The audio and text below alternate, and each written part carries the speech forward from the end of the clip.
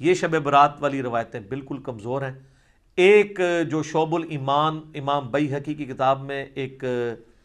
تابعی سے صحیح سند سے ثابت ہے، مکحول تابعی، وہ یہ کہتے ہیں کہ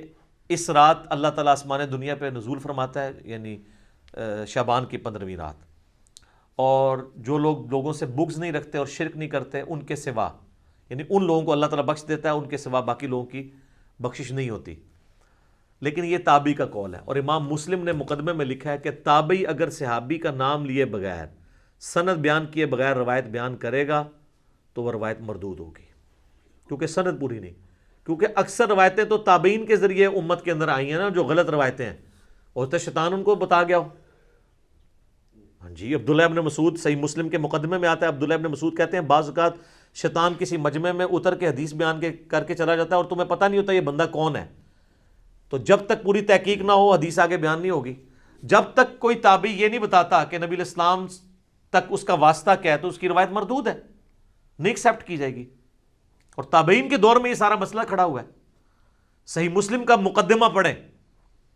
ابن عباس کہتے ہیں ایک زمانہ تھا لوگ آ کے ہمیں کہتے تھے قال رسول اللہ صلی اللہ علیہ وآلہ وسلم، تو ہم اس کی بات بڑی توجہ سے سنتے تھے، لیکن جب سے لوگوں نے حدیثیں گھڑنی شروع کی ہیں ابن عباس کے زمانے میں، اب ہم صرف اسی حدیث کو غور سے سنتے ہیں جو ہمیں پہلے پتا ہو، ادروائز ہم حدیث نہیں سنتے، کیونکہ لوگوں نے حدیثیں گھڑنا شروع کر دی ہیں۔ تو امام مسلم نے یہ مقدمہ 92 روایات لکھی ہیں کہ میں یہ مسلم شریف کیوں لکھ رہا ہوں، لوگوں نے کہانیاں بنانی شروع کر دی ہیں، اتنی بڑی کہانی کہ تابعین کی موجودگی میں ایک شخص آگے کہتا ہے کہ ابن مسعود جب جنگ صفین کے موقع پہ ہمیں ملنے آئے تو انہوں نے ہم سے ایک حدیث بیان کی، تو وہ کہتا ہے، دوسرے تابعین کہتے ہیں کہ یہ ابن مسعود رضی اللہ تعالیٰ عنہ قبر سے باہر نکل آئے تھے اور حدیث بیان کر کے تمہیں چلے گئے، وہ تو 33 ہجری کے اندر فوت ہو چکے تھے اور جنگ صفین ہوئی ہے 37 ہجری کے اندر،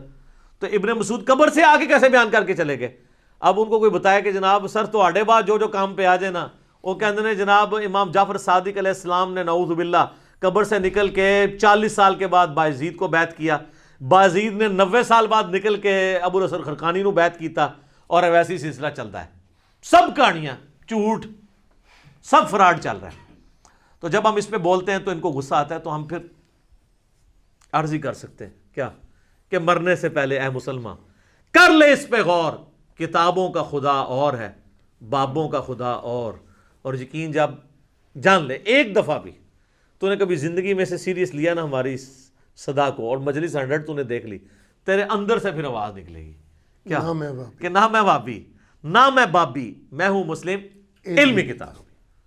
ٹھیک ہو گیا جی، جزاکم اللہ خیر۔